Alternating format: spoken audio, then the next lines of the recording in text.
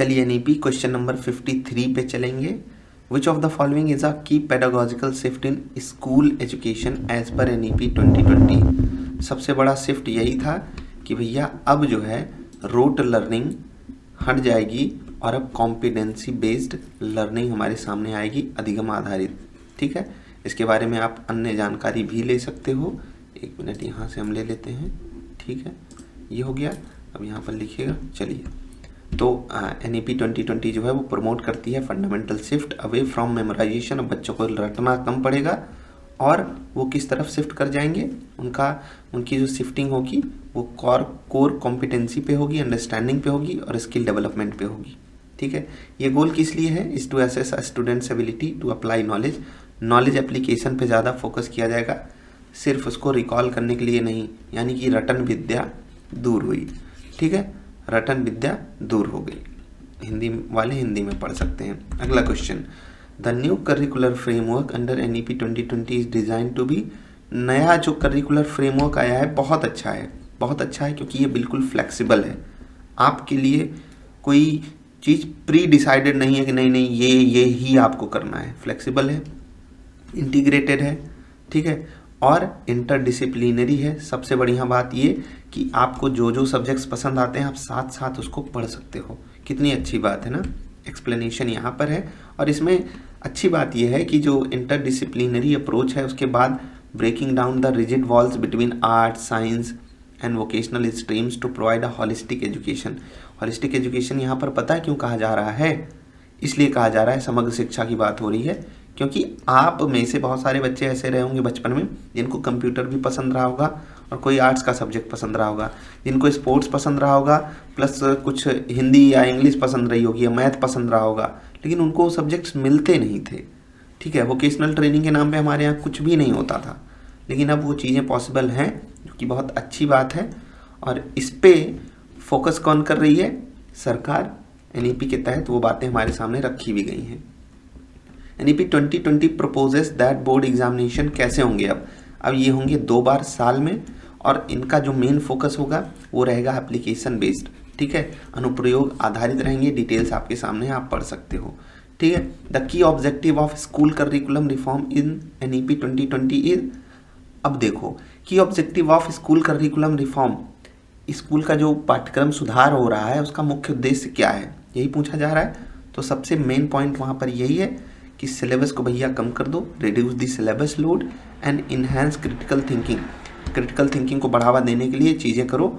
और ये जो प्रॉब्लम सॉल्विंग अप्रोच है, बहुत सारे साइंटिस्ट भी इस पे हमारे सामने अपनी रिसर्च वगैरह रखे हैं, तो उसी बेस पे, उसी के आधार पे कई सारी चीज़ें करो, जिससे कि बच्चों के अंदर क्रिटिकल थिंकिंग भी डेवलप हो, इंक्वायरी बेस्ड लर्निंग भी वो कर सकें, प्रॉब्लम सॉल्विंग स्किल्स भी उनकी बढ़िया हो सकें। ठीक है, आगे बढ़ते हैं। अगला क्वेश्चन है, एनईपी 2020 के अनुसार assessment in school will shift from summative से अब क्या हो जाएगा? समेटिव से अब हो जाएगा फॉर्मेटिव और कॉम्पिटेंसी बेस्ड।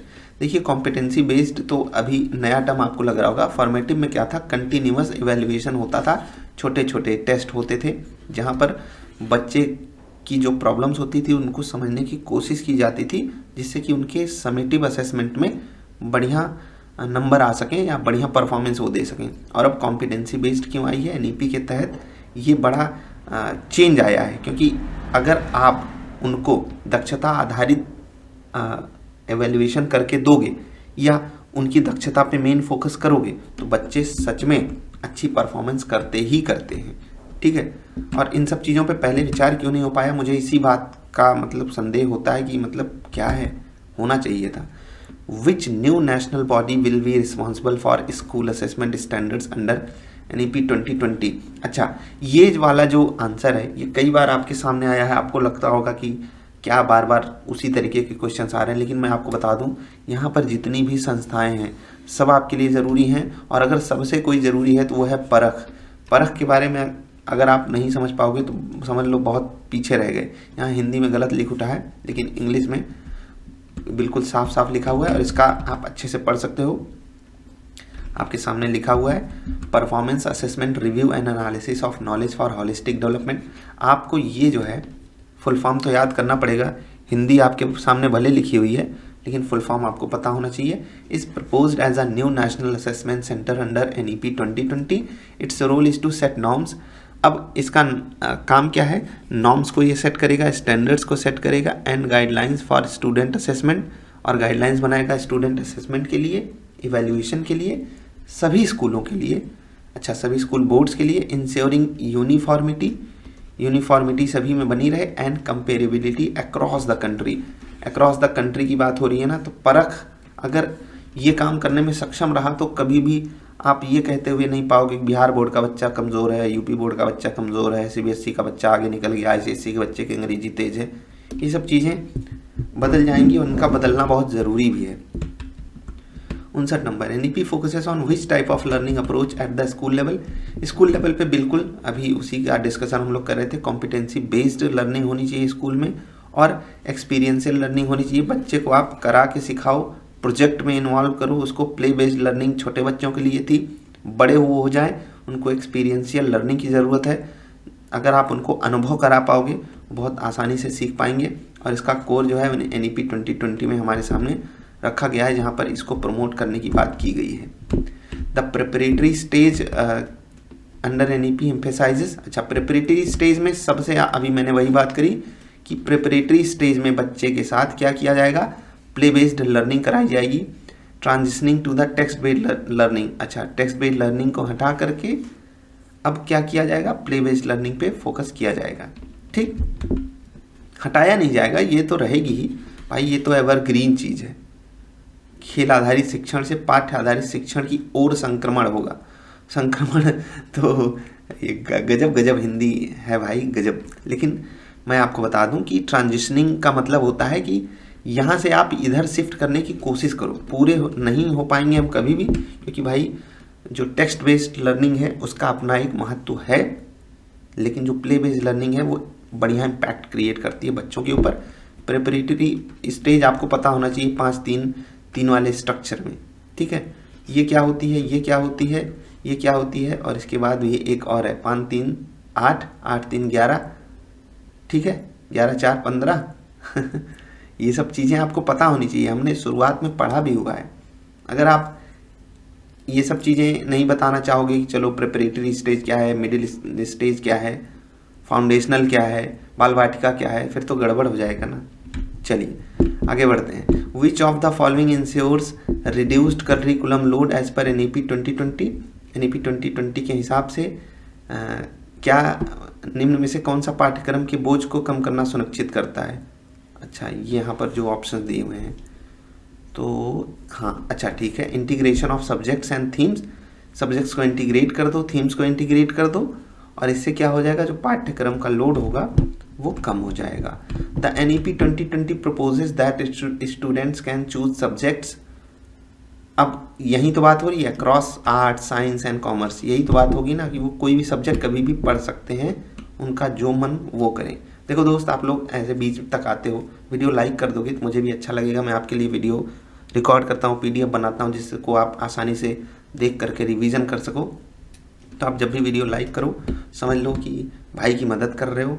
मदद मतलब इस सेंस में अच्छा फील होता है। मुझे नहीं लगता इससे कुछ पैसे वैसे मिलते हैं, क्योंकि मैं तो अभी वीडियो खुद भी सीखने के लिए, आपको भी सिखाने के लिए बना रहा हूँ, और आपको ये एश्योर कराना चाहता हूँ जो भी आंसर्स हैं वो लगभग मैं क्रॉस चेक करता हूँ, तभी आपके सामने रखता हूँ। ठीक है, व्हाट इज़ द रोल, मतलब आपको दिक्कत ना हो बाद में कि आप गलत आंसर लेके आगे बढ़ गए सीखते हुए। व्हाट इज़ द रोल, और जब भी गलत होता है आप में से कुछ लोग सुधार भी देते हो, और बहुत रेयरली ही गलत होता है, 100-200 में से कोई 1-2 क्वेश्चन। ठीक है, what is the role of school complexes in NEP 2020। ये बहुत इंपॉर्टेंट क्वेश्चन है, कई सारे लोग इसको इग्नोर कर देते हैं NEP में, और इसका जो टीचिंग पेडागॉजी में भी बहुत बड़ा वो है कि जो बहुत सारे साइंटिस्ट थे ना, वो चाहते थे कि ऐसी चीज़ें हों। तो यहाँ पर क्या हो रहा है, cluster of the school sharing resources and expertise भी शेयर होगी, स्कूल के रिसोर्सेज भी शेयर होंगे। इससे फ़ायदा क्या होगा, देखो इसको पढ़ना है ध्यान से। School complexes are clusters of schools in a vicinity that collaborate and share resources, जो कि कोलैबोरेट करता है और रिसोर्सेज को शेयर करता है। कोलैबोरेट का मतलब होता है मिलता है, ऐसे समझो कई सारे स्कूल्स हैं,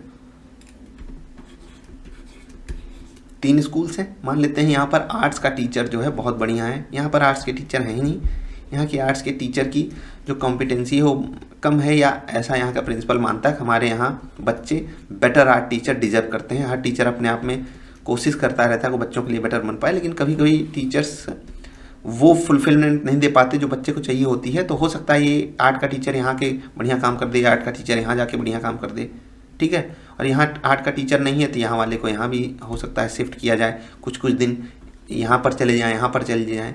ये हो गई रिसोर्स शेयरिंग। कुछ मान लेते हैं लैब इधर नहीं है, इसमें लैब नहीं है, इसमें लैब है, तो यहाँ के बच्चे यहाँ जाके लैब का काम कर लें, समझ रहे हैं। यहाँ पर ग्राउंड बड़ा है तो यहाँ के बच्चे यहाँ जाके खेल के आ जाएँ। तो इसको ऐसे आप स्कूल कॉम्प्लेक्सेस से ऐसे ही समझ लेना जो मैंने आपको समझाया, और इसके अलावा आपको ज़्यादा यहाँ दिमाग लगाने की ज़रूरत नहीं है। This includes sharing teachers, laboratories, libraries, best practices. This model aims to improve the efficiency and quality of education specially for small schools. याद रखिएगा जो स्कूल कॉम्प्लेक्सेस बन रहे हैं, ठीक है, स्कूल के जो क्लस्टर्स रहेंगे ये स्पेशली डिज़ाइन किए जा रहे हैं स्मॉलर स्कूल्स के लिए, क्योंकि वहाँ पर लिमिटेड रिसोर्सेस होते हैं। The NEP 2020 encourages integration of arts and sports in curriculum primarily to arts भी इम्प्रूव किया जाए, स्पोर्ट्स भी इम्प्रूव किया जाए। इससे बच्चे का क्या होता है, होलिस्टिक डेवलपमेंट, ठीक है, समग्र विकास जिसको बोलते हैं। समग्र विकास होगा बच्चे का इनके तहत, पढ़ाई तो वो कर ही रहा है, तो बच्चे का समग्र विकास चाहिए ना, तो होना बनता है। मैं आपको क्वेश्चंस करा रहा हूँ, जिनको भी ये डेप्थ में ये चीज़ें पढ़नी है वो आराम से पढ़ सकते हैं। ये मेरा नंबर है 8808090501, ठीक है, इस पे आप व्हाट्सएप कर सकते हो। मैं आपको ये PDF भेज दूंगा, आप आराम से प्रैक्टिस कर सकते हो, खुद भी अपनी स्पीड में भी पढ़ सकते हो। लेकिन ध्यान रखना वीडियो से आप 2x में भी सुन सकते हो और रिवीजन करना इजी हो जाता है। अगर आपको बेसिक चीज़ें पता है, नहीं पता है तो डीप में पढ़ना है, मतलब ये सब चीज़ें पढ़ने की आपको अगर ज़रूरत लगती है तो आप पढ़ सकते हो। ये वाला क्वेश्चन मिस हो गया। NEP 2020 का एम है achieve universal access to quality education, quality school education at all levels. ये क्वेश्चन इंपॉर्टेंट है, स्टार मार्क कर लो, ठीक है। आप देखना ये क्वेश्चन आएगा, और 2030 आपको रटा होना चाहिए आंसर। NEP 2020 सेट कर रहा है क्या, a target year of 2030 for ensuring that every child in the age group of 3 से 18 साल के हर बच्चे के पास has access to quality school education.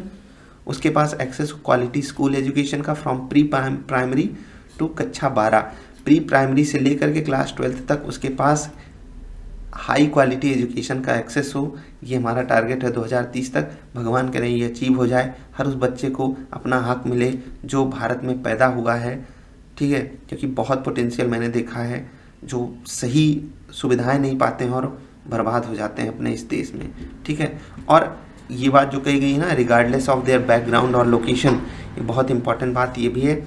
उनका कुछ भी नहीं देखा जाएगा, बैकग्राउंड क्या है या वो कहाँ रहते हैं, कितने पिछड़े इलाके में रहते हैं, ये हमारे भी उसी का एक पार्ट है। सरकार इस पे फोकस तो कर रही है, और अब गांव में भी जो लोग बिलोंग करते हैं उन्हें पता होगा कितना काम कर रही है सरकार उस पर।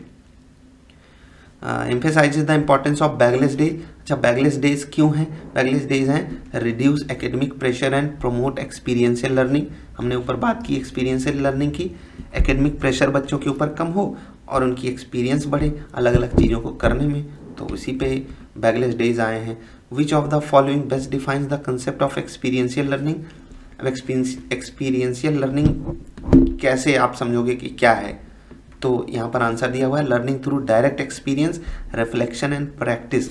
अच्छा, रिफ्लेक्शन प्रैक्टिस तो आपको समझ में आ रही होगी, एक्सपीरियंस आपको समझ में आ रहा होगा, रिफ्लेक्शन मैं आपको समझाऊंगा। देखो यहाँ पर जैसे ये कहा गया है ना कि अभ्यास के माध्यम से अपने अनुभव चिंतन, अच्छा यहाँ पर साफ साफ दे दिया गया जो मैं आपको समझाना चाहता था, ये होता है अनुभव। रिफ्लेक्शन का मतलब होता है चिंतन।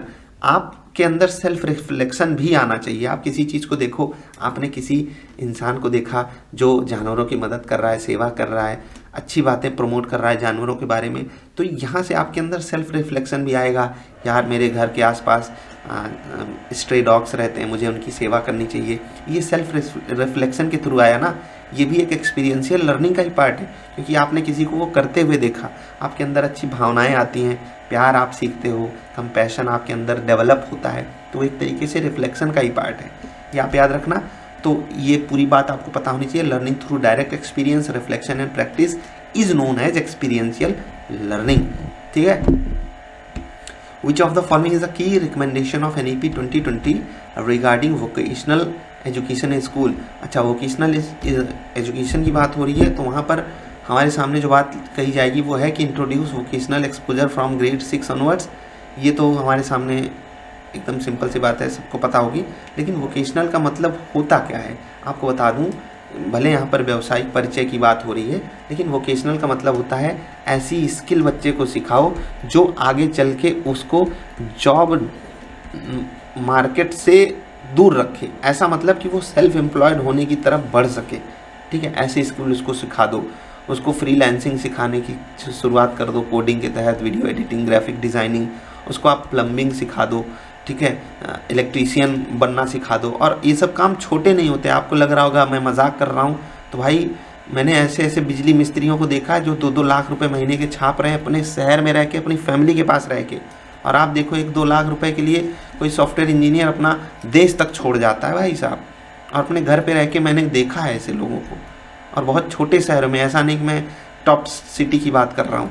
तो ये सब चीज़ों को आप छोटा मत समझा करो। ये सब चीज़ें बहुत बहुत तगड़ी होती हैं। आपके पास अगर स्किल है उसका कोई तोड़ ही नहीं है भाई साहब। तो वोकेशनल ट्रेनिंग, वोकेशनल एजुकेशन की शुरुआत क्लास 6 से ही हो रही है, और ये बहुत अच्छी बात है। बस सरकार इसमें ऑनेस्ट रहे, टीचर्स इसमें ऑनेस्ट रहें, इंस्टीट्यूशंस इसमें ऑनेस्ट रहें, तो बहुत भला हो जाएगा हमारे देश के बच्चों का। हम लोगों का नहीं हो पाया, कोई बात नहीं, बच्चों का हो जाएगा। Under NEP 2020 how much percentage of students should receive exposure to vocational education by 2025। ये इंपॉर्टेंट सवाल है। हम लोग 2025 ख़त्म करने जा रहे हैं, और सरकार का टारगेट NEP के तहत ये था कि जो 50% बच्चे हैं, आधे बच्चे हैं, उनको मिल जाए vocational education. NEP 2020 sets N ambitious target. हो तो नहीं पाया, लेकिन एम्बिशियस टारगेट था। इसके लिए सरकार को भले सराहना मिल जाए, लेकिन होना चाहिए था ये 50% का टारगेट अचीव। अभी तक तो मुझे नहीं लगता कोई अपडेट आया इस पर, लेकिन मुझे नहीं लगता कि ये हुआ होगा 40% भी। ठीक है, of a school student should have exposure to vocational education by the year 2025। कागजों पे हो सकता है, लेकिन रियलिटी में तो अभी नहीं दिख रहा है। This highlights the policies strong emphasis on making education more skill oriented and aligned with livelihood opportunities. ये याद रखिएगा, NEP को अगर आप बहुत अंदर जा कर के झाँकोगे तो वहाँ पर एजुकेशन को इस तरीके से डिज़ाइन किया जाना चाहिए। NEP कहती है कि स्किल पे ज़्यादा फोकस हो और लाइवलीहुड अपॉर्चुनिटीज़ पे अलाइनमेंट बनी रहे। आप भटको नहीं किधर से, स्किल रहेगी तो आप इधर भी बेटर परफॉर्म कर ले जाओगे। Which principle of NEP 2020 ensures the integration of academic and vocational streams. अब यहाँ पर कह रहा है कि कौन सा प्रिंसिपल है जो इंश्योर करता है integration of academic and vocational stream. अब प्रिंसिपल क्या है? फ्लेक्सिबिलिटी एंड मल्टी डिसिप्लिनरी हुआ, क्योंकि और चीज़ें तो हमारे काम की हैं नहीं, स्टैंडर्डाइजेशन भी नहीं हो सकता, तो फ्लेक्सिबिलिटी होनी चाहिए। और हम मल्टी डिसिप्लिनरी एजुकेशन जब लेंगे तो वहाँ से क्या होगा, 1 मिनट यार, ठीक है, ये कहाँ गए हम, यही साथ साथ चलते चलते फ्लेक्सिबिलिटी एंड मल्टी डिसिप्लिनरी, यही बात ही हो रही है। और इसका मतलब क्या होता है कि फ्लेक्सिबिलिटी हो, हम कब क्या पढ़ना चाहते हैं हम उसमें फ्लेक्सिबल रहें चीज़ें, और मल्टी डिसिप्लिनरी का मतलब आर्ट्स के साथ कॉमर्स, कॉमर्स के साथ science. According to NEP 2020 what is the key pedagogical change in secondary education 9 से 12। 9 से 12 में क्या कहा जा रहा है? 9 से 12 में यही बात हो रही है, चॉइस बेस्ड करिकुलम होगा। बच्चा खुद से चॉइस करेगा उसको कौन सा सब्जेक्ट पढ़ना है, और ये बहुत बड़ी बात है। पहले ऐसा नहीं होता था, एकदम रिजिड सब्जेक्ट्स मिल जाते थे, बेटा तुम घुस गए साइंस में तो साइंस ही पढ़ो। इन सेकेंडरी एजुकेशन, अच्छा सेकेंडरी एजुकेशन की बात कहाँ से आती है आपको पता है? 9, 10, 11, 12, ठीक है। आखिरी 4 साल आपको पता है ना किस लिए होते हैं? ये 3, 3, 5, ये याद है ना, 5, 3, 8, 3, 11, 4, 15, ये आपको पता है ना। तो बच्चा क्या कर रहा है इसमें? बच्चा क्या कर रहा है? बच्चा पढ़ रहा है। बच्चा पढ़ेगा नहीं तो आगे कैसे बढ़ेगा? तो जो सेकेंडरी एजुकेशन है उस पर किस चीज़ पे फोकस किया जा रहा है? Multi disciplinary and choice based curriculum. यहाँ पर आपके सामने लिखा हुआ है with a flexible multidisciplinary curriculum, students have the freedom to choose a combination of subjects according to their interests and aptitude, उनका किस तरफ रुझान है, उनका एप्टीट्यूड कैसा है, without being restricted to a single stream, जरूरी नहीं वो एक ही स्ट्रीम में स्टिक करें, वो चेंज कर सकते हैं, वो अपने हिसाब से चूज कर सकते हैं सब्जेक्ट्स। ठीक है, तो अभी के लिए हम अगर आप देखो तो लगभग 20 क्वेश्चंस कर लिए और यहाँ से हमको बहुत कुछ सीखने को भी मिला। आगे बढ़ें, चलिए आगे बढ़ते हैं। क्वेश्चन नंबर 72 पे आते हैं। Which framework under NEP 2020 provides guideline for integrating 21st century skills in skill education. अच्छा, 21st सेंचुरी ये जो वो है क्या है, आ जाओ भाई। 21st सेंचुरी स्किल्स का मतलब है कि अभी नए ज़माने में क्या चीज़ें चल रही हैं। नए ज़माने में क्या चीज़ें चल रही हैं? नए ज़माने में कोडिंग चल रही है, डेटा साइंस चल रही है, इन सब चीज़ों पे कौन फोकस कराएगा? हमारा करिकुलम ही तो चेंज होगा। National curriculum framework 2022। अच्छा, ये भी याद रखना है आपको कि 2022 में आया है NCF 2022, इसका नाम ही है NCF डेवलप्ड बाय NCERT। ये भी क्वेश्चन बन सकता है। तो आप देखिए कि क्वेश्चन में कई सारी चीज़ें, NCF का फुल फॉर्म भी बन सकता है, NCERT का भी फुल फॉर्म आपको पता होना चाहिए। National council of Educational Research and Training is the key document that translates the vision of NEP 2020 into actionable curricular goals. The NCF 2022 explicitly outlines how to embed 21st century skills like, अच्छा ये skills आपके सामने लिखी हुई हैं। Critical thinking सबसे आगे आती है, इसी के थ्रू प्रोग्रामिंग भी होती है, क्रिएटिविटी, वीडियो एडिटिंग हो गई, ग्राफिक डिज़ाइनिंग हो गई। ठीक है, अभी तो जनरेटिव AI भी है इसी में। Collaboration and digital literacy into the school curriculum. ठीक है, अच्छा क्रिएटिविटी सिंपल वाली भी आप देख सकते हो, ऐसा नहीं मैंने जो क्रिएटिविटी की बात कह दी वो उसमें शामिल है और नॉर्मल क्रिएटिविटी की बात नहीं हो रही है। आर्ट्स के भी सब्जेक्ट्स होंगे, इवन सोशल साइंस और साइकोलॉजी में भी क्रिएटिविटी काफ़ी लगती है। ठीक है, तभी आप नई चीज़ें, इवन नई बुक भी डेवलप कर सकते हो। ठीक, तो उस तरफ फोकस जा रहा है। क्वेश्चन इंपॉर्टेंट है, ये भी याद रखिएगा, क्योंकि यहाँ से भले ही आपको डायरेक्ट क्वेश्चन ना मिले लेकिन इनडायरेक्ट क्वेश्चन तो मिलने वाला है, याद रखिएगा। 21st सेंचुरी स्किल्स पे NEP 2020 emphasises curriculum integration mainly to. Mainly क्या है? पाठ्यक्रम एकीकरण पर मुख्य रूप से क्यों बल देता है? तो सबसे इंपॉर्टेंट पार्ट तो जैसे यहाँ पर चीज़ें जो लिखी हुई हैं उनको हटा दो, मैं पहला ही ऑप्शन मिस कर रहा था। आंसर पहला ही ऑप्शन है, reduce the fragmentation of subjects. जो सब्जेक्ट्स के फ्रेगमेंट्स हैं उनको रिड्यूस करना है, विषयों की खंडितता को कम करना है। अच्छा, ये क्यों करना है? करिकुलम इंटीग्रेशन का जो एम है, कनेक्ट करना है knowledge from different subjects, showing students how concepts are interrelated. बच्चों को ये सिखाना है ना कि एक सब्जेक्ट का कॉन्सेप्ट दूसरे में कैसे यूज हो सकता है और रियल वर्ल्ड में कैसे यूज हो सकता है। ठीक है, अब आप सोचोगे कि एक से दूसरे सब्जेक्ट की बात कैसे हो रही है। कोई बच्चा मैथ में अगर वेरिएबल्स पढ़ा है तो फिजिक्स में भी स्पीड, डिस्टेंस एंड टाइम को अच्छे से समझ पाएगा ना। और फिर जब स्पीड, डिस्टेंस, टाइम को समझ पाएगा, उसकी गाड़ी कैसे चल रही है, कार कैसे चल रही है, मोटरसाइकिल, साइकिल या पैदल कैसे चल रहा है, कितनी स्पीड में चल रहा है, कितनी देर में कहाँ पहुँचेगा, वो उस पर भी काम कर पाएगा। तो यही होता है आप जब इंटर रिलेट कराते हो चीज़ों को और फ्रेगमेंट्स को रिमूव करो, क्योंकि एक ही चीज़ बार बार बच्चे को ना पढ़नी पड़े, बस कनेक्शन कर दो दोनों में। This reduces the artificial fragmentation of learning into isolated subjects and promotes a more holistic and meaningful understanding. बिल्कुल, अगर आप बच्चे को कनेक्ट करके चीज़ों को पढ़ाओगे तो वो उसके लिए उस वक्त भी उपयोगी होंगी और जब वो रियल लाइफ में बाज़ार में निकलेगा उस वक्त भी उपयोगी होंगी। तो हो गया ना, दोनों तरफ से फ़ायदा ही फ़ायदा। एक हाथ मिठाई के डिब्बे में, एक हाथ पैसे के डिब्बे में। मजाक। The term holistic report card introduced by NEP 2020 refers to. Holistic report card जो है वो किस तरफ इशारा कर रहा है, ऐसा अर्थ क्या है? तो इसका यही है ना, इंक्लूडिंग स्किल्स एंड वैल्यूज़ की बात होगी। Multi dimensional progress report card होगा और मल्टी डायमेंशनल का मतलब है 360 डिग्री हॉलिस्टिक डेवलपमेंट। ये सब चीज़ें आपको याद रखनी है, इस पे क्वेश्चन बनेंगे, आप आसानी से आंसर दे पाओगे। स्टार मार्क कर लो उस पर भी। विच of the following is a core shift in NEP 2020 school education. ये तो इजी है, सबको पता है, कंटेंट हैवी नहीं होना चाहिए। अब हमें कॉम्पिटेंसी बेस्ड एजुकेशन की तरफ बढ़ावा करना है, कदम बढ़ाने हैं। हमने ऊपर भी ऐसे ही क्वेश्चन को देखा था।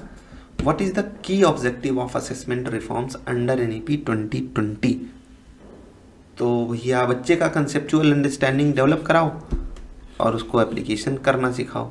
ठीक है, ठीक है, यही है। NEP 2020 के अंतर्गत मूल्यांकन सुधार का मुख्य उद्देश्य क्या है? ठीक, टू टेस्ट कंसेप्चुअल अंडरस्टैंडिंग। ऐसा नहीं वो कितना बढ़िया रट पाता है, वो कितना बढ़िया एप्लीकेशन कर पाता है, इस पे फोकस करना है। और नहीं कर पा रहा है तो उसके लिए फॉर्मेटिव असेसमेंट है, बार बार उसका फॉर्मेटिव असेसमेंट होगा। डायग्नोस्टिक होंगी चीज़ें कि उसके लर्निंग में क्या दिक्कतें आ रही हैं, टीचर्स को उस तरीके से ट्रेन किया जाएगा। कई सारी चीज़ें हैं।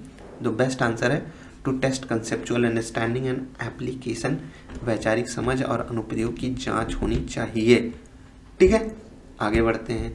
Which national agency has been established to implement standardise assessment across schools in India?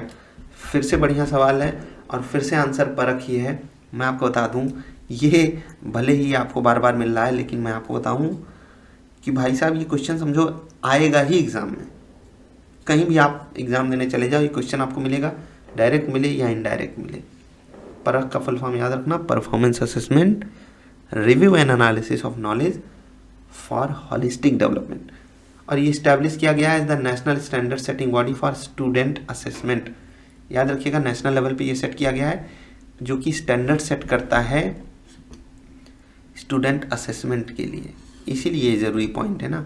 It will set norms, standards and guidelines to ensure consistency and comparability in assessment patterns across all school boards in India. ये हो गई हिंदी में, आप यहाँ पर पढ़ सकते हो, बढ़िया है। NEP 2020 के हिसाब से असेसमेंट कैसा होना चाहिए? CCE इसी का पार्ट है FSA। ठीक है, आपको पता होना चाहिए FA कितने हो सकते हैं? 4। ऐसे कितने हो सकते हैं? 2। ठीक है, टर्म एंड एग्ज़ाम इसको बोलते हैं और इसको यूनिट टेस्ट वगैरह बोल देते हैं। लेकिन ऐसे समझो, इसमें किस पे फोकस किया जाता है? बच्चे को सुधारने पे। इसमें किस पे फोकस किया जाता है? अभी हमने देखा कि वो कैसे करना सीख पाया या नहीं, कॉम्पिटेंसी उसकी कैसी है, एप्लीकेशन वो कैसे जो चीज़ें सीखा उसका कितना अच्छा कर पा रहा है। समेटिव असेसमेंट में वही होता है। ठीक है, और वो टर्म एंड में होता है अंत में। NEP 2020 envisions replacing the old report card with holistic. ऊपर बताया मैंने, हॉलिस्टिक रिपोर्ट कार्ड बनेगा, हर एक चीज़ पे फोकस किया जाएगा बच्चे के। अगला question, the NEP 2020 aims to make board examination, एकदम simple, modular and competency based. Easy था, ऑप्शंस इजी होते हैं तो मज़ा आ जाता है। जहाँ पर भी इंपॉर्टेंट मिलेगा मैं आपको बताऊंगा। NEP 2020 proposes the introduction of board exams in 2 levels, basic and standard, to cater to the different learning levels and aspirations of students. Board exam will be offered in 2 levels, basic which will test core competencies and standard which will be more rigorous and comprehensive. 2 तरीके का होगा, basic और standard. This provides flexibility and reduces undue stress. अब जब ऐसा होगा तो बच्चे के लिए तो आसान हो गया ना, अब उसको किस तरफ ज़्यादा फोकस करना है वो अपने आप समझ जाएगा। और ऐसे ही आपका इवैल्यूएशन भी हो रहा है, अपने ऊपर देखा ही, बच्चे के लिए अब चीज़ें अच्छी की जा रही हैं। Let's hope for the best कि जो भी अच्छा हो, बच्चे सही डायरेक्शन पाएँ और सही काम करके दिखाएं। What does the NEP 2020 recommends regarding the frequency of board examination? Twice a year। एकदम सही बात है, साल में 2 बार होंगे, बच्चे का प्रेशर कम करने के लिए। ठीक है, the new assessment model of NEP 2020 focuses primary on, फिर से वही बात आई कि हमारे लर्निंग आउटकम्स क्या आ रहे हैं, बच्चा कितना सीख पा रहा है, उसकी कॉम्पिटेंसी कितनी बढ़ रही है, यानी कि उसकी दक्षता कितनी बढ़ रही है किसी भी चीज़ को लेकर के। अगर वो खेल रहा है तो कितना अच्छा खेल रहा है, कंप्यूटर पे प्रोग्राम बना रहा है कितना अच्छा बना रहा है, अगर वो मैथ की प्रॉब्लम सॉल्व कर रहा है कितने अच्छे से सॉल्व कर रहा है। ऐसा नहीं कितने ज़्यादा सवाल कर दे रहा है, कितने ज़्यादा चीज़ें रट ले रहा है। इन सब चीज़ों पे फोकस अब कम हो रहा है, लर्निंग आउटकम्स पे फोकस हो रहा है। ठीक है, आगे बढ़ते हैं। परख करेगा क्या? परख विल फंक्शन, अच्छा परख किस इंस्टीट्यूशन के अंदर आएगा? हमने ऊपर देखा ही, परख का फुल फॉर्म भी हमने देखा था, और ये काम करेगा NCERT के तहत। ये है आपका आंसर। ठीक है, NCERT के तहत ये काम करेगा, और जो काम करेगा वो है कमाल का। Let's hope for the best उसके लिए भी। NEP 2020 recommends using which assessment method to improve student performance. NEP 2020 जो है वो रिकमेंड करती है कौन सा असेसमेंट मेथड जिससे बच्चे की परफॉर्मेंस बढ़ जाए, तो ये है पीयर एंड सेल्फ असेसमेंट। आप भी बताइएगा मेरी परफॉर्मेंस कैसी है, मैं आपकी परफॉर्मेंस बताऊंगा, इससे कई सारी चीज़ें सुधर जाती हैं। बच्चा खुद से अपना एनालिसिस करता है, टीचर ऐसे बोलता है चलो बेटा आज आप लोग खुद से आंसर लिखोगे और फिर बुक आपको दे देते हैं और आप अपना आंसर खुद से चेक करोगे, तो बच्चा समझेगा हाँ यार मैंने यहाँ पर ये चीज़ गलत कर दी, क्योंकि बुक से वो देख के कर रहा होगा। पीयर्स करेंगे तो हो सकता है जिस आंसर को वो बेटर लिख पाए हों वो इनको सुधार दें, जिस आंसर को ये बेटर लिख पाया हो ये इसको सुधार दे, तो बस यही बात होती है। तो अभी तक हम लोगों ने लगभग कर लिए 53 से 85 आ गए, तो 22-23 सवाल हो गए हैं। 1 मिनट में थोड़ा सा पानी पी लेता हूँ, तब तक आपके लिए अगला सवाल लगा देता हूँ, उसको पढ़ो। इसका आंसर आपके सामने लिखा हुआ है और आप लोग पढ़ लो और इसको देखो। मैं ये वाला नहीं कराऊंगा, मैं थोड़ा सा एक बिस्किट खाता हूँ क्योंकि गला पूरा सूखने लगा। मैं आपको बताऊँ दोस्त, आप जो भी लोग यहाँ तक आए हो आप सच में एक सीरियस लर्नर हो, लेकिन मैं आपको बता दूं कि 30 मिनट लगातार बोल के कभी देखना गला दर्द करने लगता है भाई। तो मैं आपके लिए बोल रहा हूँ, ऐसा नहीं सिर्फ आपके लिए बोल रहा हूँ, मेरा इसमें बहुत फ़ायदा है। लेकिन आप भी अगर यहाँ तक आए हो तो वीडियो लाइक कर दिया करो। आप अगर कमेंट करो कंस्ट्रक्टिव, आप वो भी फीडबैक भी दे सकते हो कि ये चीज़ अच्छी नहीं लगी, बुरी लगी, लेकिन जो बात अच्छी लगी वो भी बताया करो। और ऐसे ही साथ साथ हम पढ़ते रहेंगे ना, चीज़ें हो जाती हैं। हमारा ही आपका ही सिलेक्शन होगा, ऐसा नहीं है कि जो हवा में पढ़ के उड़ गया उसका सिलेक्शन हो जाएगा, ऐसा नहीं होता है। जो बच्चे मन लगा के ध्यान से चीज़ों को देखते हुए पढ़ते हैं उन्हीं का सिलेक्शन होता है। भले अभी आपके नंबर 50-55 ही आ रहे हों, कोई बात नहीं, एग्ज़ाम में थोड़ा सा पेपर ईजी भी आता है और आप अच्छे से परफॉर्म करने के लिए भी प्रेरित रहते हो, तो 5, 7, 8 नंबर तो वहाँ पर बढ़ ही जाते हैं आसानी से। ठीक है, तो बस मैं यही आपको समझा रहा था। बिस्किट खाता हूँ, आप भी थोड़ा सा पानी वानी पी लो। हाँ, वीडियो छोड़ के मत जाना, पानी पी लो, फिर आगे बढ़ते हैं। अगले 20-22-25 सवाल और करते हैं। 50-50 सवाल करते हुए हम आगे बढ़ेंगे और फिर एक समय आएगा जब हम 500 सवाल कर चुके होंगे।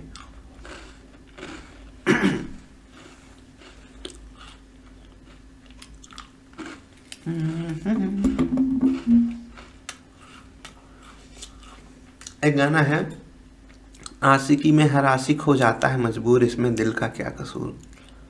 तो हम लोग आशिकी कर चुके हैं ना एग्जाम से, तो भाई यहाँ पर हमारा ख़त्म होता है लंच ब्रेक। अब चालू करते हैं, देखते हैं अगले 25 सवाल हम आसानी से कर पाएंगे या नहीं। इस वाले सवाल का एकदम आसान सा आंसर था, NEP 2020 डिस्करेज करती है ranking and marks based evaluation because it limits holistic growth. बिल्कुल सही बात है। अगर आप बच्चे के सिर्फ मार्क्स पे फोकस करोगे, बच्चा रटने पे फोकस करेगा। That was the only reason for that. The competency based assessment in NEP 2020 is design to evaluate, किस चीज़ के लिए किया गया है? बच्चे की एप्लीकेशन एंड रीजनिंग स्किल्स के लिए ऐसा किया गया है। ठीक है, कॉम्पिटेंसी बेस्ड असेसमेंट इसीलिए हमारे सामने आया है 2020 के तहत NEP 2020। What major changes does NEP 2020 proposes in grading system? Grading system में अब क्या होगा कि मल्टी डायमेंशनल फीडबैक सिस्टम रहेगा। आपको हर चीज़ पे फीडबैक देना पड़ेगा बच्चे के। ठीक है, ठीक, आपको हर चीज़ पे ग्रेड देना पड़ेगा। वो कैसे क्लास में परफॉर्म कर रहा है, म्यूजिक में कैसे परफॉर्म कर रहा है, स्पोर्ट्स में कैसे कर रहा है, कम्युनिकेशन स्किल्स, मैथ साइंस, ये सब तो हो ही गया। ठीक, तो इसी को कह सकते हैं ग्रेडिंग सिस्टम को इवॉल्व किया जाएगा और बच्चे के लिए बढ़िया हो जाएगा। Provided detail multi dimensional feedback, this feedback will come from various sources. अच्छा, ये फीडबैक सिर्फ वही नहीं देंगे टीचर्स ही, पीयर्स भी देंगे, आप खुद को भी दोगे। And will cover different aspects of our students development, अलग अलग एस्पेक्ट्स को ये कवर करेगा। सेल्फ असेसमेंट हो गया, पीयर असेसमेंट हो गया, टीचर असेसमेंट हो गया, ये सब इंपॉर्टेंट बातें हैं। इस क्वेश्चन को इंपॉर्टेंट मार्क कर लीजिएगा। अगला क्वेश्चन है, recommends a shift from high stake exams to.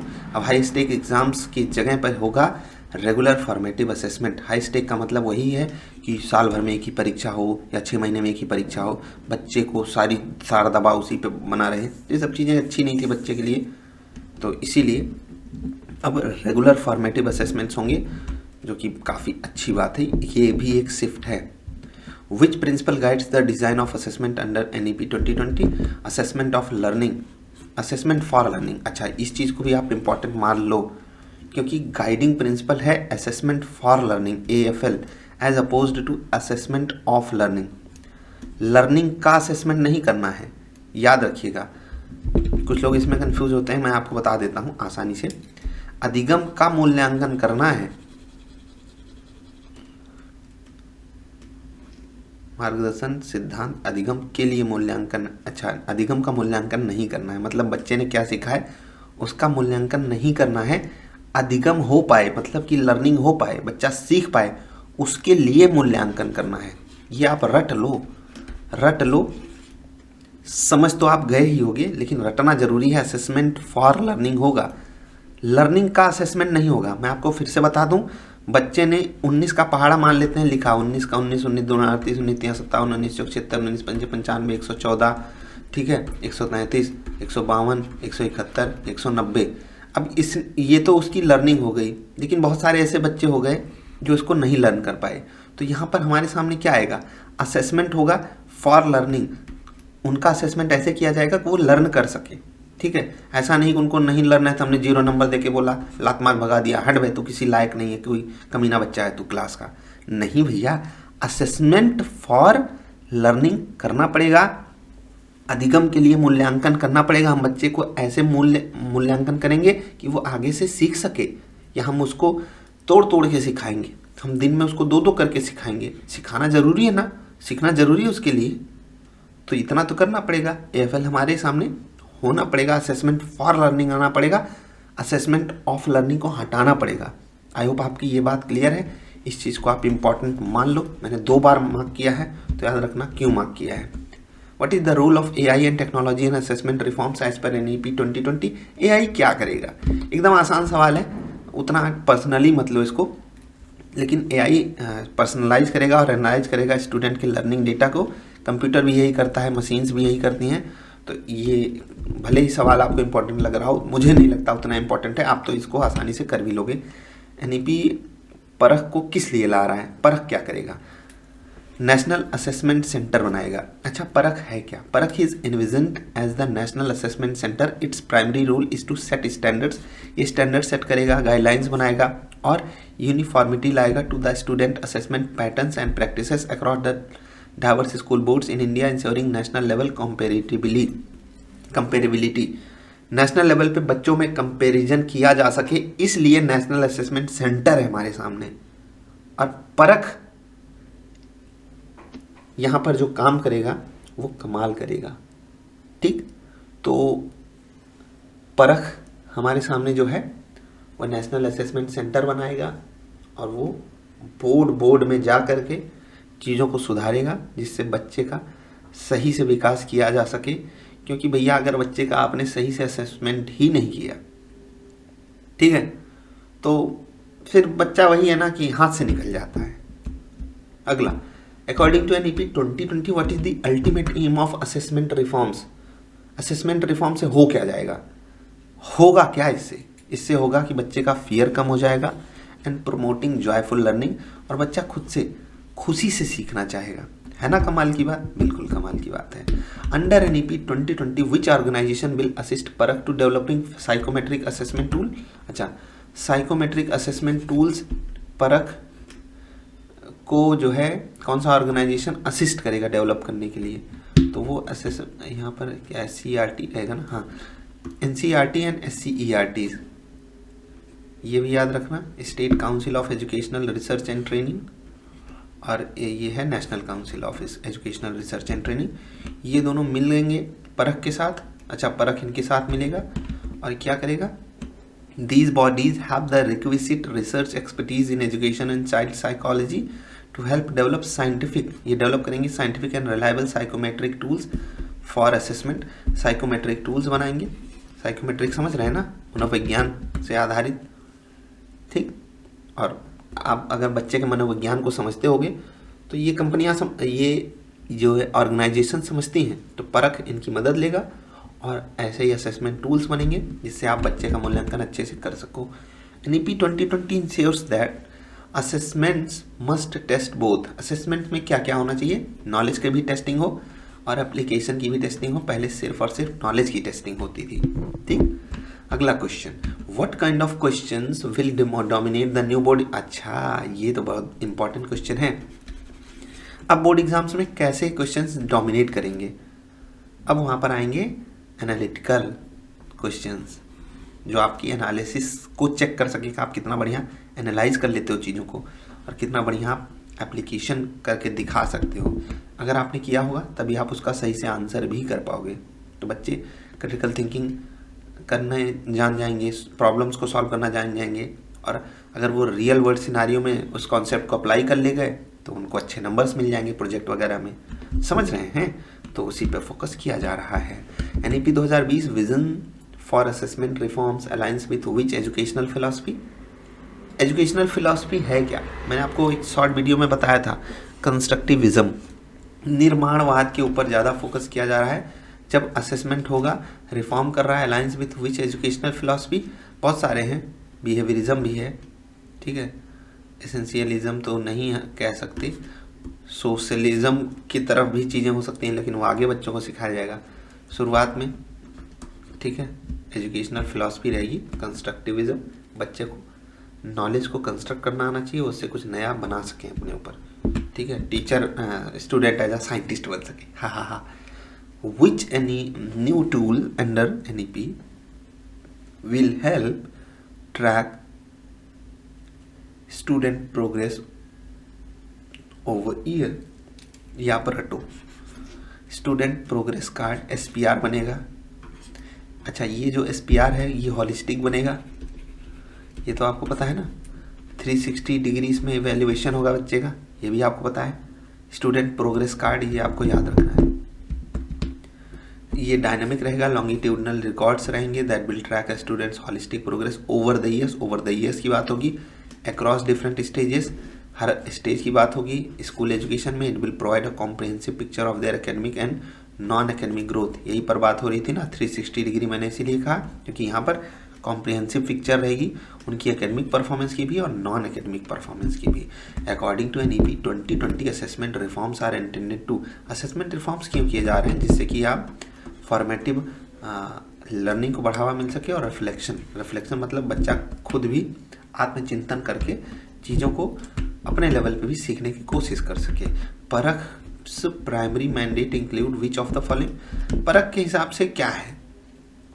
परख के प्राथमिक जनादेश में निम्नलिखित में से कौन सा शामिल है? थोड़ा सा लंबा भले है ये क्वेश्चन या मान लो इसके आंसर्स, लेकिन एकदम इजी था। Setting national assessment standards and comparatively across boards. परख यही काम करेगा ना, हम इतनी देर से यही तो सीखते आ रहे हैं। परख का काम क्या है? अक्रॉस बोर्ड वो एक नेशनल असेसमेंट स्टैंडर्ड बनाएगा, जिससे कि यहाँ के बच्चे में और वहाँ के बच्चे में कुछ ज़्यादा विशेष फर्क ना रह पाए, सिर्फ असेसमेंट की बेसिस पे, ठीक है, कंपैरेटिवली आसान हो जाएगी। NEP 2020 mandates the minimum qualification for school teachers to a 4-year integrated BA की बात हो रही है, यही होगा ना, BA इंटीग्रेट कर दिया गया है ग्रेजुएशन में। To enhance the professional standards of teacher, अच्छा, NEP 2020 mandates that by 2030 the minimum degree qualification for teaching will be 4-year integrated Bachelor of Education degree. This integrated program combines subject knowledge and pedagogical training from the outset, providing a stronger foundation. बिल्कुल, foundation भी होनी चाहिए, subject knowledge भी होनी चाहिए आपको, ठीक है, और पेडागोजिकल स्किल्स भी आपके सामने, मतलब आपके साथ में होनी चाहिए। 102 the national professional standards for teacher under NEP aims to.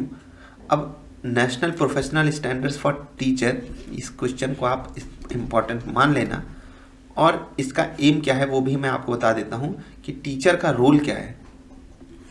Define teacher roles, competencies and career progression, इस पे फोकस करेगा ये NPST, ठीक। The NPST is a comprehensive framework that will clearly outline the expectations for teachers at different stages of their career, beginner, proficient, expert.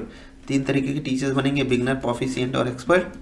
It will define the specific competencies they need and provide a clear path for their professional development and career progression. देखो, learning is a life long process, दिल पे मत ले लेना आप लोग, learning is a life long process. आप में से बहुत सारे लोग टीचर बन जाओगे, लाइफ लॉन्ग प्रोसेस, हो सकता है उसके बाद भी ये वीडियो आकर के देखो, क्योंकि अगर 100-200 लोग भी ये वीडियो देखते हैं तो उनमें से मुझे पूरी उम्मीद है कि 10 से 20 लोग टीचर बन भी जाएंगे, बिल्कुल बनेंगे, मैं भी बनूंगा, आप में से बहुत सारे लोग भी बनेंगे। तो हम लोग करेंगे क्या, हम लोग लाइफ लॉन्ग लर्निंग करेंगे, खुद भी हम सीखते रहेंगे, हमारा अपना भी अधिगम होता है। और इसीलिए यहाँ पर बात की गई है कि हमें भी कई कैटेगरीज में रखा जा सकता है, बिगिनर, प्रोफिशिएंट और एक्सपर्ट। एक्सपर्ट बनने के लिए बहुत मेहनत करनी पड़ती है, तो कभी कभी आप बिगिनर टीचर रहोगे, जूनियर टीचर रहोगे, अलग अलग होता है ना। कभी कभी कुछ टीचर्स को कुछ स्किल्स नहीं आती हैं, उनको सिखाया जाता है, अच्छी बात है। और इन्हीं सब चीज़ों पर फोकस करेगा एनपीएसटी। एनपीएसटी का फुल फॉर्म याद रखना, इतना कर लोगे काफ़ी है। और यहीं से आपको ये बात भी पता चल जाएगी कि जब भी टीचर के कॉम्प्रिहेंसिव डेवलपमेंट की बात होगी तो उसके लिए एक कॉम्प्रिहेंसिव फ्रेमवर्क चाहिए होगा। और ये क्या करेगा, expectations for teachers at different stages of their career, उनके करियर के डिफरेंट स्टेजेस में ये काम करेगा उनके लिए। तो प्रोफेशनल डेवलपमेंट टीचर्स का किसके तहत होगा, यहीं पर, इसी के तहत, एनपीएसटी के तहत, national professional standards for teacher. उनके लिए एक स्टैंडर्ड ऐसा समझ लीजिए बनाया जाएगा कि उसके ऊपर ही उनको ऐसा मिले कि चलो भैया आपको एक नया तमगा मिल गया, आप बिगिनर से प्रोफिशिएंट बन गए, आप प्रोफिशिएंट से एक्सपर्ट बन गए। लेकिन उसके लिए भी आपको लर्निंग आनी चाहिए, एक्सपीरियंस होना चाहिए आपका अलग अलग जगहों पे। स्कूल्स में बच्चों के साथ आप कैसे पेश आते हो, टीचर्स के साथ कैसे पेश आते हो, ऑर्गेनाइजेशन के साथ आप कैसा रवैया रखते हो। ऐसा तो नहीं आप दिन भर शादी अटेंड करने के लिए छुट्टी लेते रहते हो। मैं इन सब चीज़ों की बात कर रहा हूँ। Which body is primarily responsible for reforming teacher education curriculum as पर एनईपी 2020। ठीक है, कौन सी बॉडी प्राइमरली रिस्पॉन्सिबल है reforming teacher education curriculum as पर एनईपी 2020? कौन है? NCTE, national council for teacher education, national council for technical education मत मान लेना। जो एनसीटीई है is the statutory body responsible for planning and coordinating the development of teacher education in the country as per NEP 2020. It will lead the reform of teacher education curricula to align with new policy goals. अच्छा, यही आगे भी काम करता रहेगा। तो इस question को भी आप इंपॉर्टेंट मानना चाहो तो मान लो, लेकिन इजी है, ऑप्शंस भी इसके इजी आएंगे। तो NEP 2020 के अनुसार शिक्षा पाठ्यक्रम में सुधार के लिए मुख्य रूप से कौन सा निकाय जिम्मेदार है? तो भैया शिक्षा पाठ्यक्रम में सुधार के लिए एनसीटीई जिम्मेदार था, जिम्मेदार रहेगा। ठीक है, वही जिम्मेदार था, वही जिम्मेदार रहेगा। Approach to continuous professional development for teachers emphasises, किस चीज़ पे फोकस किया जा रहा है? मैंडेटरी है, need based and ongoing training होनी चाहिए, जरूरी होनी चाहिए, नीड बेस्ड होनी चाहिए, ऑनगोइंग होनी चाहिए। यही तो शिक्षकों के लिए सतत पेशेवर विकास के लिए नीति 2020 का दृष्टिकोण किस पर जोर देता है? ठीक है, सीपीडी, इसका भी फुल फॉर्म याद रख लो, कंटिन्यूअस प्रोफेशनल डेवलपमेंट होना चाहिए ना। मैंने अभी ऊपर बताया teaching is a life long process, तो टीचर्स के लिए भी ये बनाया गया है। और यहाँ पर आप समझ भी सकते हो कि एनईपी 2020 जो है एनविजन करती है सीपीडी को एक continuous ongoing process rather than one time event, एक बार का इवेंट नहीं होगा। इट विल बी मैंडेटरी, पहली बात तो ये जरूरी होगा। And the training will be design based on the identified needs of teacher, teacher को किस तरीके की ज़रूरतें हैं सीखने की, वो किस एंगल पे लैग कर रहा है, तो ऐसे ही मतलब समझ पा रहे होगे आप। Ensuring it is relevant and effective for their professional growth, उनकी प्रोफेशनल ग्रोथ के लिए भी ज़रूरी है। और जो चीज़ बोली नहीं जा रही है वो ये कि भैया बच्चे के लिए भी ज़रूरी है। एक बच्चे को गधा टीचर नहीं चाहिए ना, और मैं ऐसा कहता हूँ क्योंकि हम में से बहुत सारे गधे हैं जो टीचर बन जाएंगे और उनको पढ़ाना नहीं आता रहेगा, वो क्या करेंगे? तो होता है कभी कभी, वैसे किसी टीचर को गधा नहीं कहना चाहिए, क्योंकि मैं खुद एक टीचर हूँ, तो समझ लो मैं अपने पीएस को बोल रहा हूँ कि भैया आप गधे होकर बच्चों को मत पढ़ाओ, उनके भविष्य का सवाल है, आप एक अच्छे टीचर बनो। और उसके लिए आपकी मदद के लिए कई सारी संस्थाएं जिम्मेदार हैं, जैसे कि एनसीटीई, और अभी सीपीडी की भी बात हमने करी, कंटिन्यूअस प्रोफेशनल डेवलपमेंट, जो कि एनईपी में डिस्कस की गई है। NEP 2020 recommends that teacher recruitment should be based on, teacher की रिक्रूटमेंट किस पे होगी? टीचर की रिक्रूटमेंट होगी मेरिट बेस्ड पे, लोकल कंटेक्स्ट पे, और डाइवर्सिटी टू इंश्योर इंक्लूसिविटी, और डाइवर्सिटी पे भी फोकस किया जाएगा। हर सेगमेंट से टीचर्स को लाया जाएगा, मेरिट पे भी उनको रखा जाएगा। मेरिट मतलब वो कितना अच्छा परफॉर्म कर रहे हैं एकेडमिकली, ठीक है। और लोकल कंटेक्स्ट भी देखा जाएगा। Teacher recruitment will be based primarily on merit through transparent process transparent रहेगा, भगवान करे ऐसा हो। Additionally it will consider local context, knowledge of local language होनी चाहिए, and aim for diversity, gender, socio economic background, मतलब कोई ऐसे नहीं कि हम लेडीज़ को भर्ती नहीं करेंगे, हम जेंट्स को भर्ती नहीं करेंगे, या हम गरीबों को नहीं भर्ती करेंगे, या SC ST को या OBC या अपर कास्ट को नहीं भर्ती करेंगे, मतलब अलग अलग चीज़ें, मतलब कोई इसमें भेदभाव नहीं रहेगा। मेरिट देखी जाएगी, उनको लोकल लैंग्वेज आती है या नहीं, क्योंकि NEP के तहत ये प्रमोट किया गया है ना, बच्चे को आप लोकल लैंग्वेज में पढ़ाओ क्लास 5 तक, हो सके तो क्लास 8 तक पढ़ाओ, क्योंकि उसमें वो बेटर समझ पाएगा। 106 which of the following is a proposed change to teacher preparation program under NEP। अब क्या बदल गया? बदला ये कि भैया जो फ्रेगमेंटेड डिप्लोमास थे उनको बदल दिया गया with 4 year integrated professional degree. और ये बहुत अच्छी बात करी इन्होंने, बहुत अच्छी बात करी ना, तो भैया गजब कर दिया, बढ़िया है। Replace fragmented diplomas with 4 year integrated professional degrees. अब सबको मिलेंगी 4 साल की इंटीग्रेटेड प्रोफेशनल डिग्री, जैसे कि NEP 2020 proposes to phase out the existing fragmented teacher preparation programs like 2 year B.Ed after graduation and move towards a 4 year integrated B.Ed। ठीक है, यही बात हो रही है। This integrated approach is design to provide a more rigorous and holistic preparation for the teachers. और आपने एक चीज़ देखी होगी, 1 साल भी तो आपका बच गया, टाइम सेविंग भी है और एफर्ट सेविंग भी है, आपके एफर्ट्स भी बच गया। फालतू में अपने सब्जेक्ट के साथ ये चीज़ें नहीं पढ़ रहे होते हैं। कुछ लोग ग्रेजुएशन ऐसे हवाबाजी में करते हैं, कम से कम B.Ed भी साथ में रहेगा तो थोड़ा डीप जाके पढ़ोगे, अपने ही सब्जेक्ट को अच्छे से समझ पाओगे। आप बहुत पहले से ही बच्चे पढ़ाने के लिए तैयार होते रहोगे तो आपके अंदर एक टीचर पहले से ही पनपता रहेगा। तो आप जब बच्चे को पढ़ाने जाओगे, आप 5-7 साल से समझो एक टीचर बन रहे हो गया, वो भी एक प्रोसेस ज़रूरी होता है। मैं तो कहता हूँ कि ये जो प्रिपरेशन फेज़ होता है ना, ये आपको एक अच्छा इंसान बना देता है। अगर ये फेज़ ना हो तो बहुत एरोगेंस रहे बच्चों में जॉब पाने के बाद, स्पेशली टीचिंग की जॉब पाने के बाद, वो कहेंगे हैं हम क्यों पढ़ाएं, हम तो आ गए हैं बस किसी तरह।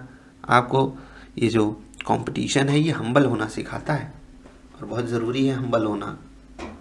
ठीक, तो how does NEP 2020 proposes to address teacher shortages in remote rural areas. ये इस क्वेश्चन को इम्पॉर्टेंट मार्क कर लीजिएगा। किसी भी एंगल से इस तरीके के क्वेश्चन आपसे पूछे जाएंगे और आप उनका चुपचाप आंसर देना कि उनको हायर पे दिया जाएगा, लोकल हायरिंग की जाएगी, इंसेंटिव दिया जाएगा रूरल पोस्टिंग पे। आप में से जिनको ना पता हो उनको बताऊं, 10% एक्स्ट्रा मिलता है सैलरी जो भी EMRS ज्वाइन करता है। है ना ये कमाल की बात। आप सोचो, आपको 10% एक्स्ट्रा सैलरी दी जा रही है, ऑफकोर्स बेसिक पे, लेकिन फिर भी ये बड़ी बात है भाई। आप, क्योंकि आपकी रूरल पोस्टिंग हो रही है, आप ऐसे बच्चों को पढ़ाने जा रहे हो जो सच में नीडी हैं। KVS NBS में ऐसा नहीं होता है। और ऐसे ही गाँव में कभी कभी तो मैंने देखा है बेचारे टीचर्स को 8-10 हज़ार में पढ़ाना पड़ता है, स्पेशली आंगनवाड़ी टीचर्स को। तो उनके लिए सरकार कर रही, बहुत अच्छी बात है। अभी तक मुझे ज़मीनी स्तर पे बहुत बड़ा सुधार तो नहीं दिखा है, बिल्कुल दिखा है, लेकिन बहुत बड़ा सुधार दिख जाए ऐसा कुछ मैंने नहीं देखा है। तो जो ग्रामीण इलाके में टीचर्स की शॉर्टेजेस है उसको दूर करने के लिए NEP ने साफ साफ बोला है कि भैया हायर पे दिया जाना चाहिए, लोकल हायरिंग होनी चाहिए आसपास की जगहों से, स्पेशली वोकेशनल ट्रेनिंग के लिए। इंसेंटिव्स उनको रूरल पोस्टिंग के लिए बढ़िया दी जानी चाहिए, तभी यहाँ पर जो शॉर्टेजेस हैं वो कम हो पाएंगे। Teacher evaluation under NEP should भी, टीचर का एवेल्यूएशन किस उस पर होना चाहिए, वो होना चाहिए holistic, evidence based, including classroom observations and student outcome. हर चीज़ को आप ध्यान में रखोगे ना, हॉलिस्टिक होना चाहिए। यहाँ पर वाला आपके टीचर्स का वो कहना सही हो गया कि भैया जो ऑप्शन सबसे बड़ा दिखे वही आंसर होता है, लेकिन ऐसे तुक्का मत मारा करो, नहीं तो बहुत गंदा सा कभी कभी नंबर आ जाता है। ठीक, आगे बढ़ते हैं। Question number 109, which approach does NEP 2020 recommend for pre service teacher internship. ये क्वेश्चन भले ही आपको इंपॉर्टेंट ना लगे, लेकिन यहाँ से जो आप सीखोगे वो बढ़िया चीज़ है। Prolonged school based practice with mentorship and reflective practice. Question फिर से पढ़िएगा। NEP 2020 सेवा पूर्व शिक्षक इंटर्नशिप के लिए किस दृष्टिकोण की सिफारिश करता है? Recommends pre service teacher internship. आप समझ रहे हो ना कि अभी आप एक टीचर नहीं बने हो, प्री सर्विस इंटर्नशिप की बात क्यों हो रही है? जिससे कि जो स्कूल बेस्ड प्रैक्टिस है, मेंटरशिप है, अच्छा ये रिफ्लेक्टिव हो सके, ठीक है कोई बात नहीं। आप यहाँ पर जब ध्यान से पढ़ोगे तो आपको पता चलेगा। यानी ऐसे हिंदी में पढ़ लेते हैं। एनईपी 2020 एक मजबूत इंटर्नशिप मॉडल पर जोर देता है। पहले ही इंटर्नशिप का मतलब है कि आप टीचर नहीं बने हो, फिर भी आपको एज आ टीचर प्रैक्टिस करवाया जा रहा है, बताया जा रहा है कैसे बेटा पढ़ाया जाता है, कैसे आप बच्चों के साथ डील करते हो। जहाँ शिक्षक प्रशिक्षु अनुभवी मेंटर शिक्षकों के मार्गदर्शन में वास्तविक स्कूल सेटिंग्स में काफ़ी समय बिताते हैं। जो लोग बीएड किए होंगे उनको पता होगा, आपको बच्चे को पढ़ाने के लिए दिया गया था ना, टीचिंग आपसे करवाई गई थी ना, एक तरीके से उसी का पार्ट है, थोड़ा सा बड़े लेवल पे, ठीक है। स्कूल सेटिंग्स में काफ़ी समय बिताते हैं। इस लंबे हाथों हाथ के अभ्यास को चिंतनशील गतिविधियों के साथ जोड़ा जाता है ताकि उन्हें अपने अनुभवों से सीखने में मदद मिल सके, और ये बहुत अच्छी भी बात है। इसको डीप लेवल पे भी कराना चाहिए। डीप का मतलब आप ने उनको जो सिखाया उससे आप उनकी ऑनलाइन वीडियो भी बनवाओगे, चलो बेटा पढ़ा के भेजो, मतलब टीचर को चलो आप अच्छी सी लेक्चर हमें बना के भेजो, जो बेस्ट करे। और एक चीज़ तो मैं कहता हूँ, ओपन इंटरव्यू टीचर्स का होना ही चाहिए, ठीक है। सिलेक्शन के बाद जैसे 3x बुलाते हैं ना डीवी में, वहाँ पर ओपन इंटरव्यू हो कि चलो आप पढ़ा के दिखाओ, और उसकी जो रेटिंग है वो बच्चों से करवाओ, ठीक है। ओपन रेटिंग होगी बच्चों से कि कौन सा टीचर हमको बेटर पढ़ा रहा है, और उसका वेटेज भले ही आप 10% रखो, 90% आप वेटेज कर दो एग्ज़ाम्स का, 10% वेटेज कर दो। चलो बच्चा जो है वो रेटिंग करेगा अलग अलग जगहों से कि किस टीचर से हमको ज़्यादा समझ में आया, और वहीं से उसका इन दोनों को जोड़ के रिजल्ट बनाओ, जिसका बढ़िया परफॉर्मेंस रहे उसको टीचर बना दो। हो सकता है, ये हो सकता है बात की बात हो, लेकिन मैं मानता हूँ कि ऐसा होना चाहिए। बिना टीचर की स्किल्स को भांपे कि वो कैसे पढ़ा रहा है, कैसे बोल रहा है, कैसे बच्चों के साथ डील कर रहा है, आप जो है वो नहीं कर सकते हो। उसको मतलब डायरेक्ट तमगा नहीं दे सकते हो तुम एक अच्छे टीचर बनोगे, भले ही वो बहुत अच्छे नंबर लाया हो। कभी कोई जब बहुत बड़े टॉपर भी अच्छे टीचर नहीं बन पाते हैं, ठीक है। Which institution will play a key role in accrediting and regulating teacher education program post NEP reforms. NEP reforms आ गए, अब कौन सा इंस्टीट्यूशन है वो एक की रोल प्ले करेगा। एनसीटीई की हमने बात करी थी ना, वही चीज़ है। NCTE reformed and align with HECI. HECI जानते हैं ना, हायर एजुकेशन काउंसिल। तो ये क्या करेंगी, एनसीटीई जो है टीचर एजुकेशन वाली, इसको मजबूत किया जाएगा and transfer to function as the professional standard setting body for teacher education similar to how HECI will regulate higher education. It will responsible for accreditation and regulation of all teacher education programs. वही चीज़ें repeat कर रहे हैं, लेकिन मैं आपको question फिर से पढ़ा देता हूँ जिससे कि आप कंफ्यूज ना हो। क्वेश्चन पूछा क्या था, एनईपी सुधारों के बाद सुधार आ गया, शिक्षा कार्यक्रमों को मान्यता देने, शिक्षक हो गया, शिक्षा हो गई, कार्यक्रमों को मान्यता देने और विनियमित करने में कौन सी संस्था प्रमुख भूमिका निभाएगी। ये संस्था अभी भी एनसीटीई ही रहेगी, और एनसीटीई के बारे में आप ज़्यादा जितना पढ़ सको उतना पढ़ना। एचईसीआई तो आपको पता ही होना चाहिए। अगला क्वेश्चन, एज पर NEP 2020 the national mission for mentoring. इस चीज़ को आप इंपॉर्टेंट मार्क कर लो इस बार के लिए। National mission for mentoring aims to, NEP 2020 में नेशनल मिशन फॉर मेंटरिंग है, और वो क्या करेगा, वो देखो हमारे सामने अभी जो सबसे बड़ा मुद्दा खड़ा है ना, जो सबसे बड़ा मुद्दा खड़ा है कि हमारे पास ट्रेन टीचर्स नहीं है। तो create a national network of outstanding senior teachers to mentor other teachers, और यहाँ से वही प्रॉब्लम सॉल्व हो जाएगी। ठीक, फिर से बोल रहा हूँ, ये क्वेश्चन को मोस्ट इंपॉर्टेंट मार्क कर लेना। एज पर NEP 2020 the national mission for mentoring aims, इसका एम यही है कि हम फोकस कर पाएँ उन टीचर्स पे जिनके पास पोटेंशियल बहुत अच्छा है टीचर बनने का, बहुत अच्छा टीचर बनने का पोटेंशियल है, बस उनको सही जगह से ट्रेनिंग मिल जाए। और ये काम नेशनल मिशन फॉर मेंटरिंग के तहत होगा, और इससे आप देखना आने वाले समय में बहुत अच्छे टीचर्स हमारे सामने पेश आएंगे, मतलब पेश होंगे, और वो बच्चे के लिए बहुत अच्छा भविष्य भी बनाएंगे। ठीक है, तो ऑप्शन ए है यहाँ पर राइट आंसर। ठीक है, आगे बढ़ें। According to NEP 2020 teacher education program must be govern by which guiding principle. Teacher education program integration of content and pedagogy, बिल्कुल सामग्री और शिक्षा शास्त्र का एकीकरण होना चाहिए। शिक्षक शिक्षा कार्यक्रमों के किस मार्गदर्शक सिद्धांत द्वारा शासित होना चाहिए, हमारा फोकस किस पे होना चाहिए। हमारा फोकस होना चाहिए पेडागोजी पे। हमको सब्जेक्ट नॉलेज से अलग कर दो, focus on pedagogy separate from subject knowledge, ये तो होगा ही नहीं भाई। Focus on content knowledge only, ये कहाँ से हो जाएगा, हटाओ। इंटीग्रेशन ऑफ कंटेंट, बिल्कुल कंटेंट को इंटीग्रेट करो पेडागोजी के साथ, यही आपका आंसर होगा, ठीक। और इस चीज़ को आप इम्पोर्टेंट मानो ना मानो, लेकिन इसके बारे में अच्छे से जानते रहो। अगला क्वेश्चन है the NEP 2020 suggests that teacher education should gradually move to multidisciplinary institutions by. अब मल्टीडिसिप्लिनरी इंस्टीट्यूशंस हमारे सामने बनेंगे, उनमें थोड़ा सा टाइम लगेगा, इसलिए सरकार ने 10 साल का टाइम लिया था।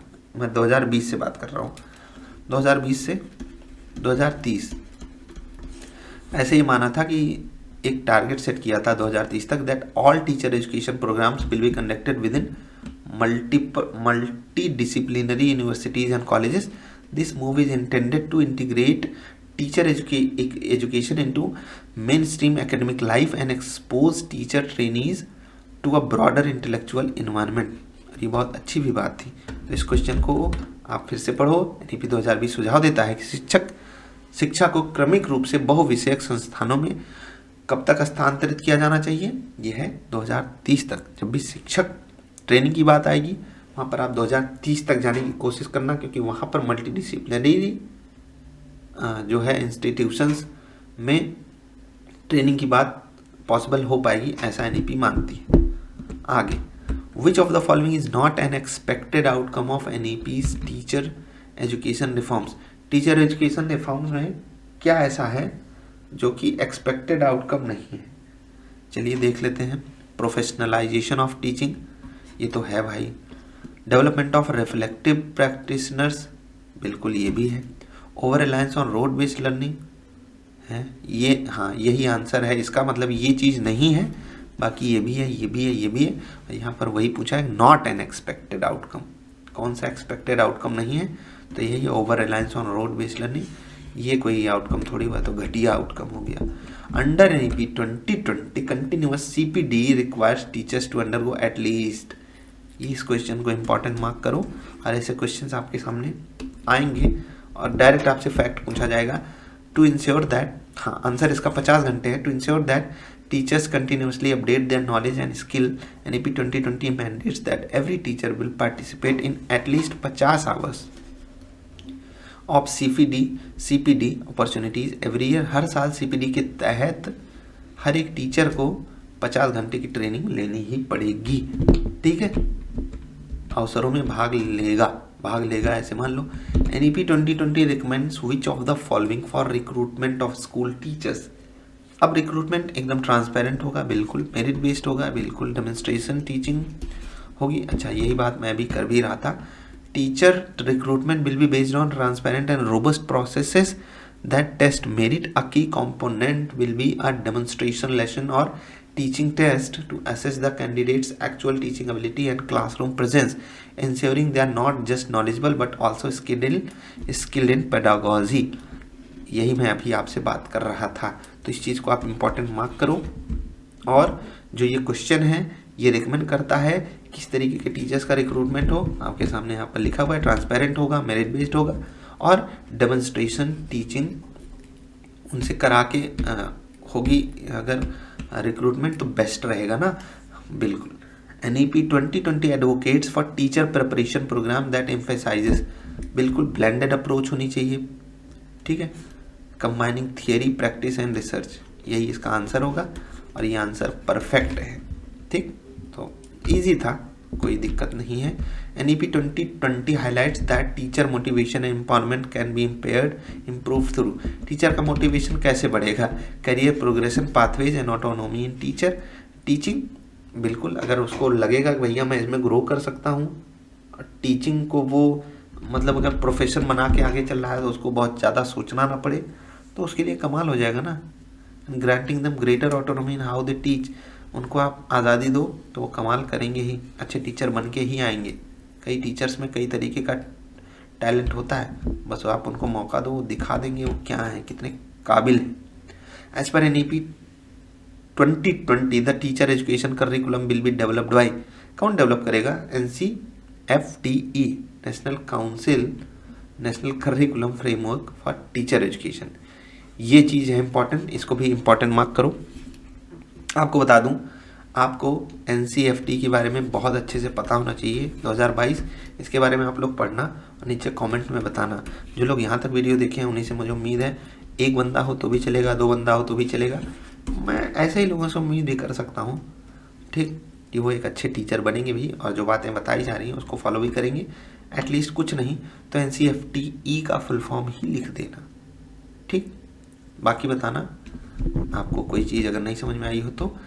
अगला क्वेश्चन, अब यहीं पर रुकते हैं हम 120 नंबर पे, इसके आगे क्वेश्चन करेंगे कल, और आपको जब एक साथ कंबाइंड वीडियो मिलेगी उसमें ये सब चीज़ें अच्छे से आप समझ भी पाओगे कि रुकना क्यों ज़रूरी था, एनर्जी कम हो जाती है 1 घंटे से लगातार मैं बोल रहा हूँ। The NEP 2020 emphasizes that teacher recruitment and transfer policies should, अब ट्रांसपेरेंट होनी चाहिए वो पॉलिसीज़। आप NEP जब पढ़ोगे तो वहाँ पर साफ साफ ये लिखा हुआ है, ऑनलाइन बेस्ड होनी चाहिए और मिनिमम डिसरप्शन होना चाहिए। कम परेशान करो टीचर्स को भाई, मैं तो कहता हूँ टीचर्स को आप इतनी दूर दूर उठा के क्यों फेंक देते हो, क्यों फेंक देते हो? उनकी क्या गलती है? उनके खुद के भी बच्चे हैं, उनकी खुद की भी फैमिली है और उनकी फैमिली उनके स्टूडेंट्स हो जाते हैं। बहुत बार आपने देखा होगा, आप क्या जो क्लास 10th में टीचर पढ़ा रहा हो उसका बॉन्ड बनने लगता है class 7th 8th 9th 10th के बच्चों से। कभी कभी वो अपने स्कूल के टीचर्स, क्लास के टीचर्स नहीं आए होते, इससे आके सवाल पूछता है, तो बच्चों की बॉन्डिंग ऐसे धीरे धीरे बनने लगती है। उससे फ़ायदा ये होता है कि जब वो बच्चे क्लास 10th में आते हैं उनको लगता है ये तो हमें टीचर जानते हैं, तो उनके सामने अच्छे से परफॉर्म भी करते हैं, अच्छे से परफॉर्म करने के अलावा क्वेश्चनिंग अच्छे से करते हैं और ये सब चीज़ें बहुत अच्छी होती हैं। तो यही है NEP 2020 stresses that teacher recruitment and transfer process should be transparent based on merit and conducted through online system के थ्रू होनी चाहिए to ensure efficiency, reduce manual intervention, हाँ बिल्कुल मैनुअल इंटरवेंशन जितना कम से कम हो उतना अच्छा, and minimise disruptions in school में कोई दिक्कत भी ना आए, ये सब अच्छी बात है। तो बस यार अभी के लिए इतना ही। आपने यहाँ तक वीडियो देख ली उसके लिए आपका सच में दिल से धन्यवाद। बिल्कुल मैं ये कह सकता हूँ कि आपने जो 50 क्वेश्चन देखे हैं इनको आप 100 क्वेश्चन समझो, 200 क्वेश्चन समझो, ज़रूरी है, क्योंकि बीच में मैंने कोई बकवास नहीं करी, कोई कोर्स नहीं बेचा आपको। अगर आपको ये PDF चाहिए तो आप नीचे कमेंट कर देना, नंबर मैंने आपको बीच में बताया है। बाकी अभी के लिए इतना ही, जल्दी मिलेंगे। वीडियो देखने के लिए आपका आभार, नमस्कार।